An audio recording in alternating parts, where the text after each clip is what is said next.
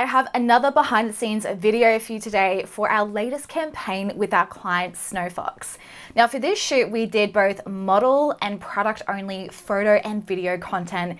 And this whole campaign took us 3 full shooting days and countless days of editing afterwards. But Alistair and I are so stoked with the results. So I'm going to walk you through a couple of things that we did on set, as well as some of the lighting setups we used for the final assets. So let's dive into our first scene, which is for their Flora Serum. This is a beautiful product. I'm going to show you some styling tips and the lighting setup for this one. So let's dive in. I am using 4 different lights here. So I'm going to walk you through where they're positioned, why I'm using them, what they do, and pretty much just how I went about styling it. This scene actually didn't take me too long. I'm surprised.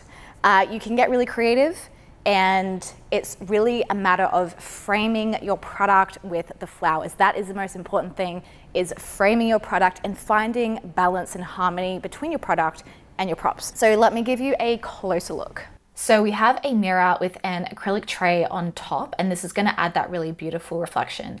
Now C-stands are going to be your best friend to hold up elements like flowers and also these little clamps. So I would highly recommend to have these in your kit.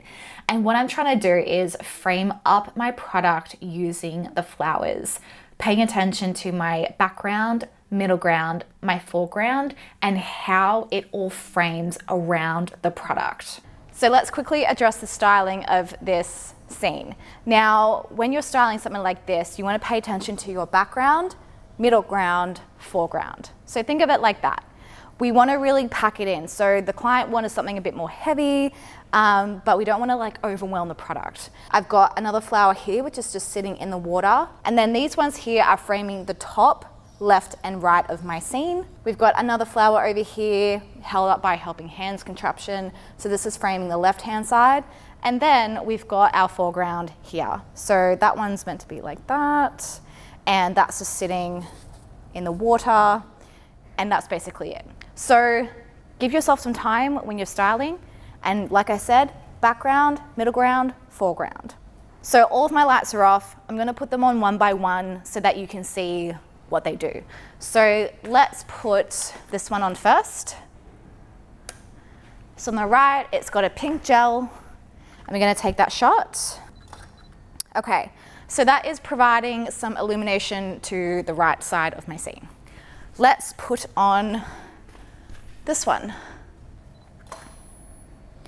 So it's just provided a little bit more illumination to the scene. And now I'm gonna put on my other backlight right down here, which is illuminating my background. Okay, let's take that shot. All right, so now there's like a super nice glow behind the product. So the last thing to problem solve is the front of the product, which is why I've got another light on the left with a scrim. So diffusion paper. We're gonna whack this on. Take that modeling lamp off, don't need that. And we're gonna take that shot. Okay, and so this light has basically provided the final illumination of the scene that I want. Now, the last thing that we need to do is create some movement with our water. So what I'm gonna be doing is using my iPad. Now, if you have a Canon, you can use an app called Canon Camera Connect. It's a bit of hit and miss. Sometimes it doesn't work with the phone, sometimes it doesn't work with an iPad. So just test it and see how it goes. But basically, you can use your iPad to control your camera. So that's how I prefer to do it. Works well for me. Otherwise, use a remote shutter. All right, so my app is working. All I'm gonna do now is make some really soft waves in the water. So I'm just gonna do this with my hand and take that shot. Grab a couple, and that's basically it. So now that you've seen the photo, we took this same concept for our hero shot for the final video that we did for this product, and here's that video that we filmed.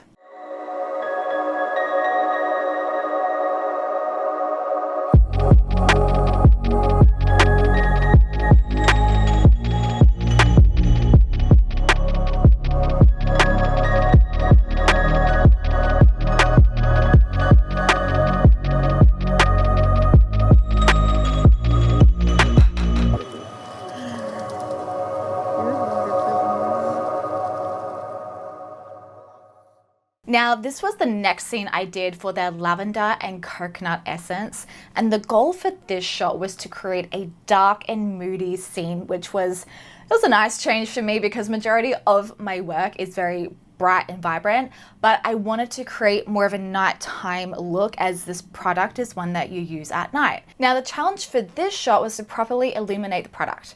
Because we're working with a slightly transparent bottle, the goal was to ensure that the liquid was beautifully highlighted while keeping the rest of the scene dark and moody. So as you can see, this image on the left makes the product look very dull, whereas I fixed this issue in the photo on the right. We can see that the beautiful light shines through in the liquid, but it's still not looking dark and moody enough for me. And this was the final photo that I came up with here, so you can really see that difference. And this is why having a thorough understanding of how to work your lighting is so crucial, because it's going to help you take your work from average to amazing. Now, if this is an area of your product photography that you'd love to up-level and you'd like to see the full behind the scenes of this particular photo, you'll find the full tutorial inside my course, Become a Brand Photographer, along with so many more other tutorials to help you build your product photography business. Things like Photoshop tutorials, how to price your work, how to pitch yourself, pre-production, and so much more.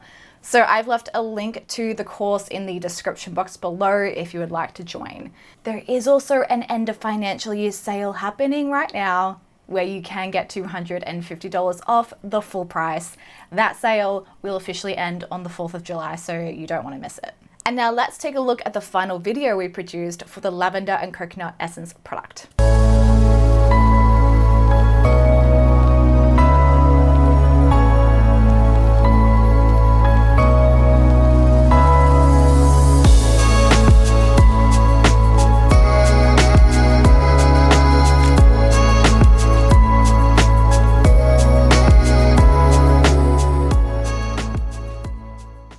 All right, let's move on to this scene. I'm going to show you how I styled this one. It was actually really simple to do, and all you need is a block and a piece of fabric. So the first step is to put the block under the fabric, because this is what you're going to place your product on top of. And then it's a matter of just twisting the fabric, ruffling it up to make sure that you get those beautiful ripples exactly how you want it. I was at this for a while. That took me a little bit of time to get something that I was perfectly happy with. The client wanted to then add in some pearls. I kept this very minimal because I thought the busier it looked, the more it took away from the actual product. So I'm just strategically placing them around the product itself. And then it was time to get that absolute perfect whip. So I was using the little spatula that comes with the product to do this.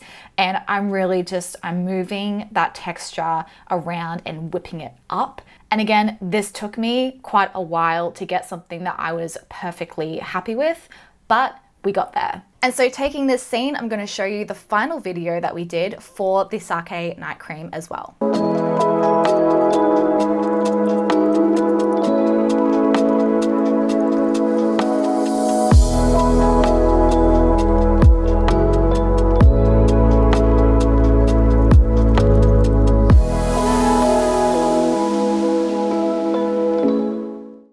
Okay, now we're going to move on to some model photography, and these photos were a little bit more stylized than what I typically do because we were going for that soft and dreamy look. So let's take a look at the lighting setup. So I've got two strobe lights in a clamshell position on either side of our model.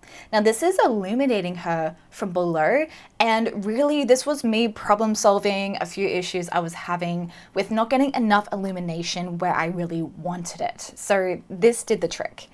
Then we have our key light up here with a beauty dish that has soft diffusion over it. I love a beauty dish because it wraps super nicely around your subject, and I do find myself using this for a lot of my beauty shoots now as opposed to a large softbox. We then have a light just behind my head here with a pink gel on it, and this is providing a beautiful subtle pink tinge from the left hand side, which I just love. And my final light is on the left hand side right at the back, which is illuminating through the iridescent fabric, as we found we need to have some sort of spotlight behind there to give it that glowy look so it doesn't look dull and flat. And just an FYI, all other lights that you see are continuous and were not being used for photography, only video. And here's the final model photo from that scene.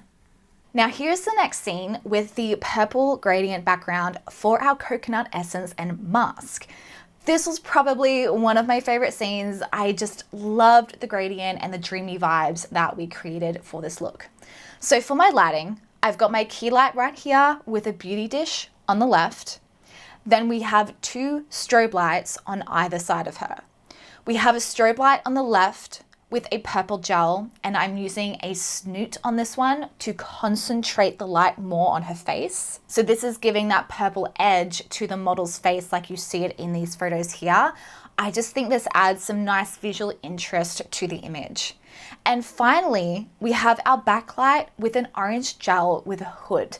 And this is giving our background that beautiful gradient glow that we want. Now there was some Photoshop magic done on these images to give them that soft, dreamy vibe.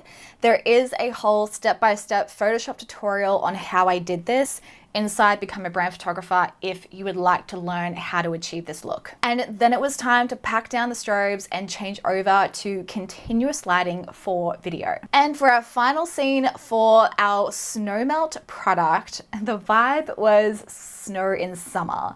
So I changed the lighting slightly again for this scene. So let me show you what we have. So we have our key light with the beauty dish coming in from the left top center of the scene. Clamshell lighting with one light at the front. This is illuminating our model from below. And a light to the side here with a hood, which is providing nice illumination on the left side of her face. And then a light pointing to the background with a black card in front to ensure that we don't have any light spill on the fabric. So again, here are the final photos that we did for this product. And I'm also going to show you now the video that we did for the snow melt.